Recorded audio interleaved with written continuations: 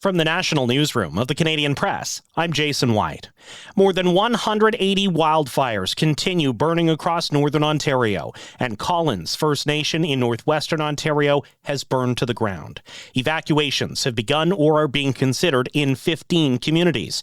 Premier Doug Ford credits emergency responders for the fact no one's been killed. It's not just the firefighters there on the front line, but it's the police officers, it's the OPP, it's the Canadian Armed Forces that are up there that actually helped rescue a bunch of campers from YMCA that were on the lake, and with conjunction with the OPP.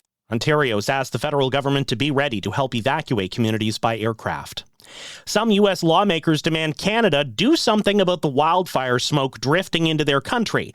Michigan Republican State Senator Eric Nesbitt posted online, Canada should manage its forests, quote, unless you want to become the 51st state. Prime Minister Mark Carney's brushed off the comments, saying Canada is emphasizing investments in clean energy, while the U.S. is actively working against clean energy. Hospital emergency departments in this country appear to be seeing more visits as that wildfire smoke blankets southern Ontario. The smoke raises the levels of fine particulate matter, so small it can travel deep into lungs and pose a risk to human health. Environment Canada's Air Quality Health Index for Toronto today was at its worst possible rating.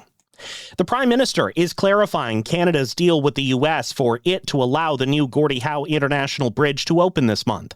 Prime Minister Mark Carney says Canada will split modest net revenues from the bridge with the U.S. only after debts and operational costs are paid. It's not splitting the tolls of the bridge.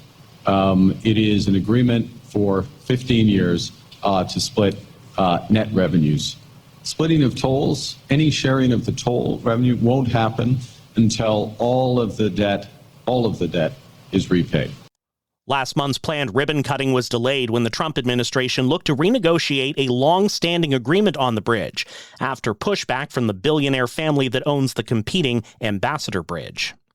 Canada plans to buy 190 armored vehicles for the military from an Ontario-based manufacturer. The $2 billion deal with General Dynamics will bring the military's total fleet to 550. Prime Minister Mark Carney says the vehicles will be built in Ontario with parts from across the country. Hey, now you got that up for something kind of look in your eye. Country hitmaker Josh Ross and breakout star Cameron Whitcomb lead this year's Canadian Country Music Association Awards. 7 nominations apiece, and they'll square off in several categories, including Entertainer of the Year. This year's CCMA Awards will be held in Saskatoon, September 19th. This is the Canadian Press. In sports, Jackson Suber has the early lead at the PGA Tour's British Open. The American golfer opened the major with a round of 5 under. Canada's Nick Taylor is in the mix with an opening round of 2 under.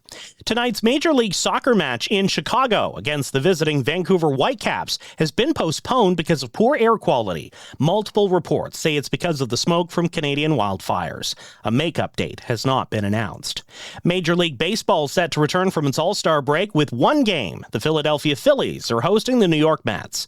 The Toronto Blue Jays return to action tomorrow against the visiting Chicago White Sox. Linebacker Calvin Tiggle has been added to the Canadian Football Hall of Fame's class of 2026. He helped the Hamilton Tiger Cats capture their last Grey Cup title in 1999. Tiggle joins Brandon Banks, Sean Millington, and Charleston Hughes with other inductees still to be named.